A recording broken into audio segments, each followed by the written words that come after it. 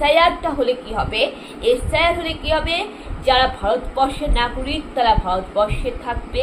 যেসব নাগরিক visa passport নিয়ে থাকে, মানে যে সমস্ত বিদেশিরা বিদেশ থেকে আগত বহিরাগত যারা ভিসা পাসপোর্ট নিয়ে ভারত সরকারের আন্ডারে যারা চাকরি বাকরি করছে, যারা ভারত সরকারকে ট্যাক্স দেয়, যারা ভারত সরকারকে খাজনা দেয়, যে সমস্ত বিদেশি নাগরিক ভারত সরকারকে ভোট দেয়, যারা যে সমস্ত বিদেশি নাগরিক যারা ভারতের অরিজিনাল ভোটার, যে সমস্ত বিদেশি নাগরিক যারা ভারতের প্রবাসী হয়েও প্রবাসী নাগরিক যারা অরিজিনাল ভোটার, যে সমস্ত বিদেশি নাগরিক প্রবাসী হয়েও ভারতকে ভোট দেয় এবং ভারতের নাগরিকত্ব লাভ করছে, ভারত সরকারকে ট্যাক্স দেয় তারা, এবং যারা ভারতবাসী, যারা ভারতের সন্তান, যারা আদিকাল থেকে ভারতের সন্তান, যারা ভারতের মূলবাসী, যারা ভারতের প্রকৃত নাগরিক, ভারতবর্ষের যে সমস্ত নিম্নবিত্ত সংখ্যালঘু যারা ভারতীয় ভারতের সন্তান তাদের নাগরিকত্ব থাকবে, তারা থাকবে, তাদের সরকারি চাকরি বাকরি মৌলিক অধিকার ভারতের সুযোগ সুবিধা লাভ করবে।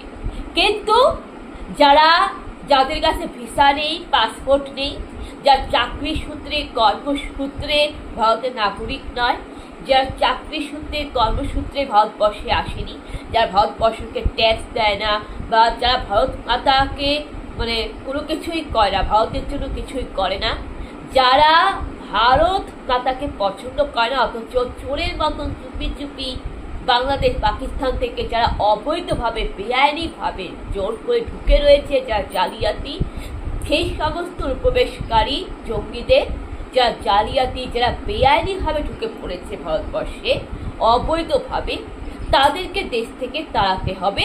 এটা হচ্ছে এসআইআর।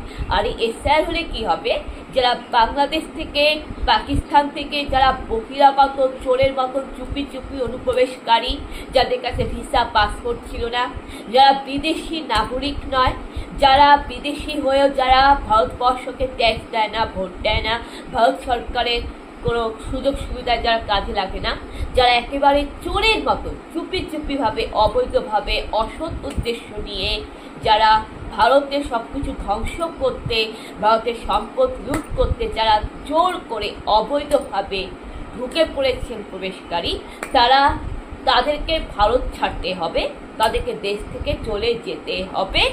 এবং যে সমস্ত বিদেশিরা যারা ভারতে থাকে, ভারতের গুণগান, যারা ভারতের পক্ষে থাকে, যারা ভারতকে ট্যাক্স দেয়, যারা ভারতের কর্মসূত্রে যাদের কাছে ভিসা পাসপোর্ট আছে, যারা ভারতবর্ষে দীর্ঘদিন ধরে ভোট দিচ্ছে ভারতীয় সংবিধান অনুসারে, তারা আর ভারতের যারা প্রকৃত নাগরিক, যারা ভারতের প্রকৃত সন্তান, যারা ভারতের প্রকৃত সংখ্যালঘু, প্রকৃত নিম্নবিত্ত শ্রেণীর মানুষ, আমরা যারা ভারতের প্রকৃত নাগরিক, আমাদের নাগরিকত্ব থাকবে।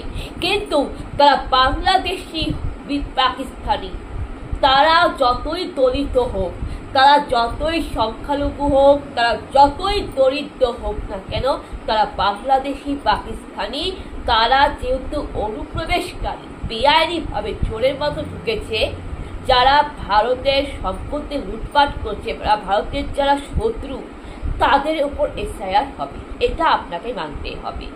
আর এটা হলে কি হবে, আপনি রাষ্ট্রকে বাঁচাতে, রাষ্ট্রের নাগরিকদের উন্নয়ন করতে, নিজে একটা ভারতীয় নাগরিক হয়ে ভারতীয় নাগরিকদের উন্নয়ন করতে আপনি দেশের কাজে রাষ্ট্রকে সহযোগিতা করছে, এসআইআর করে আপনি ভারত সরকারকে সহযোগিতা করছেন, অর্থাৎ আপনি ভারতের মৌলিক অধিকারের কর্তব্য পালন করছেন, যেটা ভারতীয় সংবিধান বলে। কিন্তু আপনি কি করছেন, আপনি বলছেন এসআইআর হতে দিব না, এসআইআর করতে দিব না, আপনি এসআইআর বিরোধিতা করছেন। এতে আপনি কি করছেন, আপনি হয়তো চান না আপনার ভারতের নাগরিকরা উন্নতি হোক, আপনার ভারতীয় নাগরিকদের ভালো চান না। আপনি নিজে একজন ভারতীয় নাগরিক হয়ে আপনি ভারতের নাগরিকের ভালো চাইছেন না। আপনি ভারতীয় নাগরিকদের চান না, যে ভারতীয় নাগরিকদের বাঁচাতে চান না। আপনি আপনার ভারত মাতাকে রক্ষা করতে চান না। আপনি আপনার দেশের সন্তান হয়ে আপনি আপনার দেশকে বাঁচাতে চান না। আপনি রাষ্ট্রের জন্য, আপনার ভারত মায়ের জন্য আপনি ভারত সরকারকে আপনি সহযোগিতা করছেন না। অর্থাৎ যেটা ভারতীয় সংবিধানে বলা আছে, নাগরিকের মৌলিক কর্তব্য রাষ্ট্রের কাজে রাষ্ট্রকে সহযোগিতা করা, সেটা আপনি করছেন না। আপনি ভারতের সংবিধান পালন করছেন না, মৌলিক অধিকার পালন করছেন না। তাহলে আপনি কি করে নিজেকে ভারতের নাগরিকত্ব বলবেন? আপনি যেহেতু নিজেকে ভারতের নাগরিক মনে করেন, আপনি যেহেতু ভারত মাতার লবণ খাচ্ছেন, আপনি ভারতের দুধ পান করেছেন, আপনি ভারতের সরকারি চাকরি করছেন, আপনি সরকার থেকে সুযোগ সুবিধা দিচ্ছেন, আপনি রাষ্ট্র থেকে সুযোগ সুবিধা দিচ্ছেন, আপনি সংবিধানের মৌলিক অধিকারের সুযোগ সুবিধা দিচ্ছেন, আপনি ভারতীয় নাগরিকের মৌলিক অধিকারের সুযোগ সুবিধা দিচ্ছেন, আপনি ভারতীয় নাগরিকের 17 থেকে 22 নম্বর ধারা আপনি সুযোগ সুবিধা লাভ করছেন, মৌলিক অধিকার আপনি লাভ করছেন, আপনি ভারত থেকে সুযোগ সুবিধা পাচ্ছেন, আপনি ভারতের নাগরিকত্ব লাভ করছেন, আপনি ভারতের থেকে ভারতের লবণ খাচ্ছেন, তাই বলে আপনি ভারত সরকারের বিরোধিতা করবেন? এটা কেমন ধরনের অশিক্ষিতের লক্ষণ? আপনি ভারতের লবণ খাচ্ছেন, আপনি ভারতকে ট্যাক্স দিচ্ছেন, আপনি ভারত সরকারকে ট্যাক্স দিচ্ছেন, আপনি ভারতের ভোট দিচ্ছেন, আপনি ভারতের ভোট গ্রহণ করছেন, আপনি ভারত থেকে সুযোগ সুবিধা পাচ্ছেন, আপনি রাষ্ট্র থেকে সুযোগ সুবিধা পাচ্ছেন, আপনি ভারতের নাগরিকের মৌলিক অধিকার লাভ করছেন, আপনি ভারত মায়ের থেকে অনেক সুযোগ সুবিধা ভোগ করছেন, আপনি দেশের খাচ্ছেন, দেশের পড়ছেন, দেশের জিনিসপত্র আদায় করছেন, দেশের সুযোগ সুবিধা ভোগ করে আপনি দেশের লবণ খাচ্ছেন, আর লবণ খেয়ে আপনি দেশের সন্তান হয়ে, ভারতের নাগরিক হয়ে আপনি নিজের দেশকে বাঁচাতে চাইছেন না, নিজের দেশকে রক্ষা করতে চাচ্ছেন না। আপনার মতো যারা সহনাগরিক, আপনি সহনাগরিক, আপনি ভারতীয় ভারতবাসী ভাই বোনদের উন্নয়ন চাচ্ছেন না, চাইছেন না যে না তাদেরও যাতে মৌলিক অধিকার থাকে, তাদের অধিকারে যাতে কেউ হাত না বসায়। আপনার মতন যারা ভারতীয় নাগরিক, যারা ভারতের সহনাগরিক, যারা আমাদের ভাই বোন, সেই ভাই বোন যারা সহনাগরিক, যারা ভারতীয় নাগরিক, তাদের ভাতে, তাদের খাবারে যাতে বহিরাগতরা হাত না দেয়, এবং তাদের যাতে উন্নয়ন হয়, যারা প্রকৃত যারা নাগরিক, যারা নাগরিক অধিকার থেকে বঞ্চিত হয়েছে, সুযোগ সুবিধা পাচ্ছে না, এবং তাদের সুযোগ সুবিধায় হাত বসিয়েছে, ছিনতাই করেছে বহিরাগত অনুপ্রবেশকারীরা, তাদেরকে তাড়াইতে এসআর করা হোক। কারণ আমি একজন ভারতের নাগরিক, আমি ভারতের লবণ খাচ্ছি, ভারতে থাকছি, ভারতে পড়ছি, ভারতের নাগরিকত্ব লাভ করছি, ভারত থেকে সুযোগ সুবিধা নিচ্ছি, আমি নিজেকে ভারতের নাগরিক বলে মনে করছি, আমি ভারতের সুযোগ সুবিধা চাইছি, ভারত সরকার থেকে অনেক কিছু জিনিস লাভ করছি, ভারতকে ভোট দিচ্ছি।